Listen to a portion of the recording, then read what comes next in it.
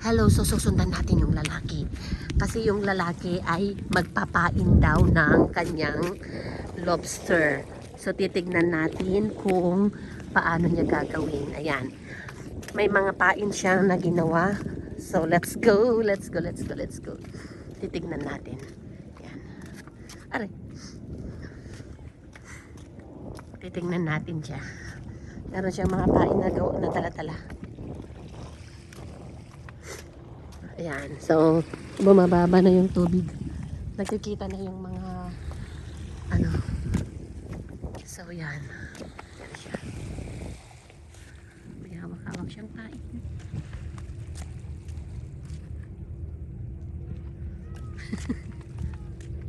Yan.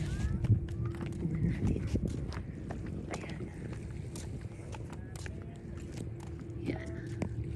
Papainan niya. Meron siyang hawak-hawak na pain.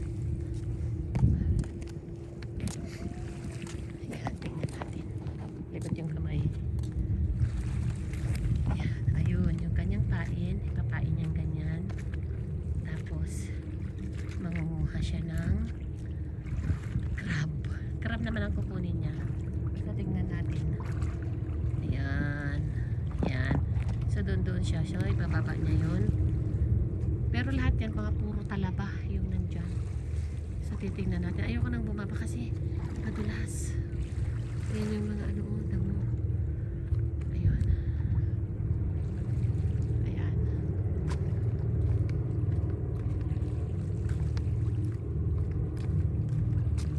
Ayun, nilagay na niya yung kanyang pain. Ayan. Antayin kung may makukuha. So, susubukan niya. Ayan. So, yung mga barko, ayan, bumababa na, low tide na siya. Parasan natin siya. Ayun. So, hanggang doon. Ayan yung dagat, yung ano, tapos pababa na ng pababa na ng pababa. Yung tubig, ayan. So, doon tayo galing sa mga kasamahan natin.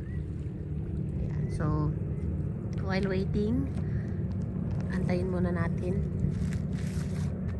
Antayin natin hanggang sa makita natin kung meron siyang makuhuli. Yung trap niya is parang ano, parang chicken meat. Yun. Tapos inilagay niya sa isang parang net. So malalaman natin mamaya kung paano. Ayan. So habang tinitignan natin, daming mga ano, mga barko dyan, oh, ayan sila. Mga yayate, ayan. Ayan. Ayan. Mga nagyayate. Ang dami nila. Yun. Tapos nandun sila, ayan. Ayan. Kasamahan natin, ayan.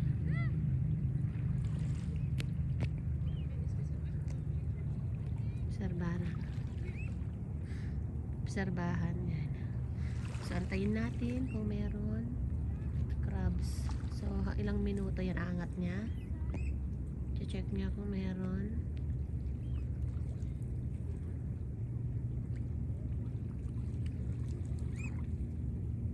O, lilipat lang niya. Ayan. Ayan. So, inilipat niya ng kaunti malapit sa bato. Ano na stay? Tingnan mo na kung paano yan. Ayan. Antayin natin. I saw big one. Meron po, kuya? Wala pa po eh. Pero may mga signs. Oh. Sana makakuha. Ayan. Antayin natin. Para malaman natin kung meron siya. Kakaibang ginawa. Meron. Maliliit? Malalaki. Uy. Malaki po. You're catching it. No, not yet. They're trying to eat the bait. Yeah. Oh, it's slidey. Yeah. Be careful. Get the small bucket. Sam, get the bucket, small bucket. O, diba? May mga, ano. Julian!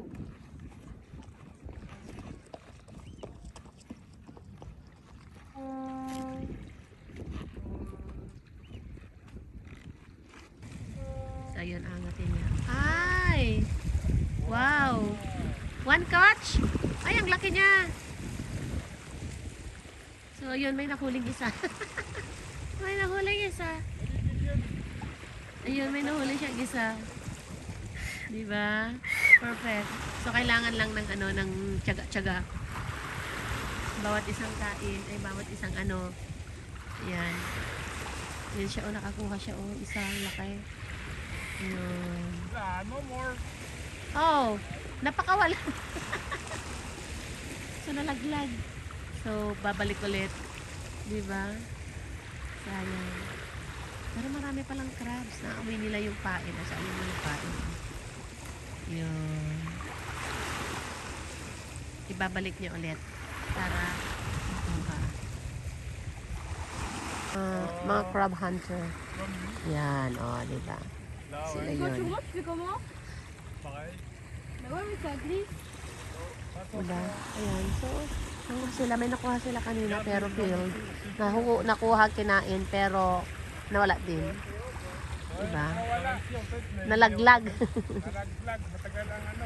Matagal lang. Ay, babalik yun. Yan din ang mahuhuli mo, kuya. Ayan. So, ayan. Antayin natin. Meron at meron yan. Kasi marami dito habang may tubig pa. Pero bumababa na yung kanyang ano. Bumababa na. Nagiging low tide na siya. Unlike kanina. Ayan na yung mga nagpapakita na yung mga nagpapakita na yung mga talaba. In Ilocano pa yan, tinatawag nilang tiram. Ayan, yan na sila. There's a small one daw. There's a small one. Ayan. Tingnan natin. Yung bucket. Bibigyan nila yung bucket. Ayan.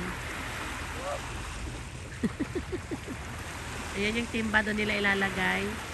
Tapos iaangat niya ngayon. Ayun.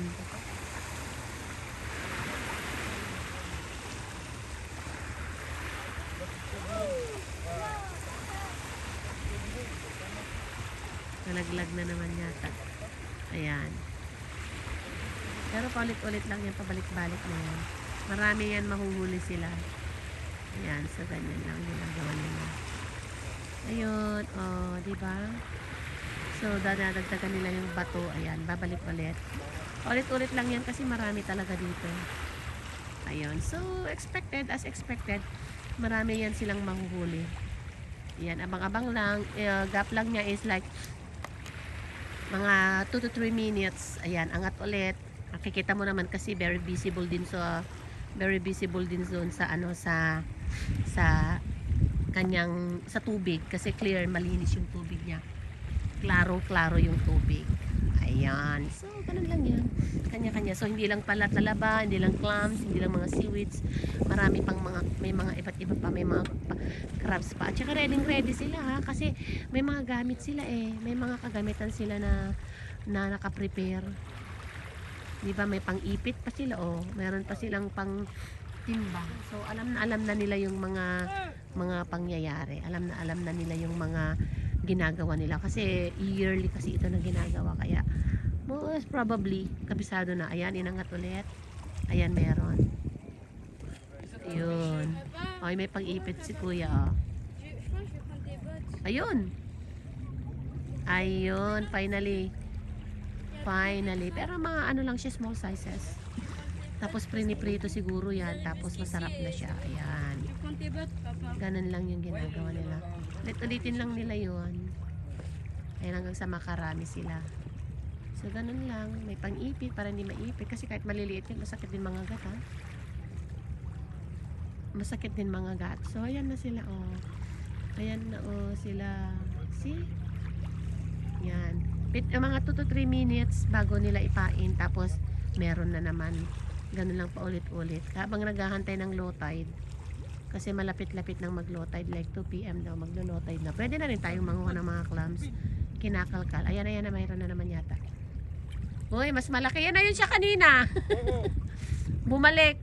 Ayun, oh. Ayun. So, pag buhay dagat, alam niyo yun, buhay dagat is buhay dagat. Mayaman ang karagatan ng Netherlands. Mayaman ang karagatan ng Netherlands. Kung sana sa Pilipinas marunong lang din tayong mag-araga ng ating karagatan at hindi natin inaabuso, ganyan din tayo kayaman. Hindi na natin kailangan mamroblema sa mga kakainin natin, hindi na natin kailangan mamroblema pa sa ating mga pagkain dahil mabiyaya ang dagat, di ba? So, kagaya nito, hindi nila inaabuso yung kanilang mga dagat. Kaya ang nangyayari niyan is buhay na buhay sila. And actually mga locals dito, hindi naman sila nag-i-interest mostly na makikita mo dito ay mga Pilipino din. Ayan, mga Pinoy na mga Pinoy na nagbabakasyon kasi weekend So maraming mga pwedeng mangyari at pwedeng ma-harvest. Basta pahalagahan lang din yung kasi mayaman gaya ng Pilipinas, mayaman ang dagat ng Pilipinas, pero minsan inaabuso lang natin. Kaya nagtatampo rin ang dagat, diba? Biyaya ng dagat. Ayun, meron na naman yata siya nahuli. So, more or less, ulit-ulit lang ito hanggang sa meron siyang pain. Kasi yung pain niya is hindi naman talaga siya makakain ng ang tawag dito, hindi siya makakain ng crab. Kumbaga naaamoy lang nila, and the moment na makita nila na nakasakay na or nakasampa na doon sa kanyang net na nakaprepare, aangat na yun at kukunin na si crab. So hindi siya ganun hindi siya ganun kaaksaya sa mga pain. At saka yung pain niya naglalas diyan, nagtatagal. Kaya ang nangyayari niyan, tipid na tipid. Oy, di ba? O, so yun yung mga naglalayag-layag na mga yate. Di ba? Ayan. Kasi magandang weather ngayon. Ayan. So ayan na siya. Kirabards namin dagat. Naglalayag-layag. Ayun. So nagbe-vlog din si Kuya.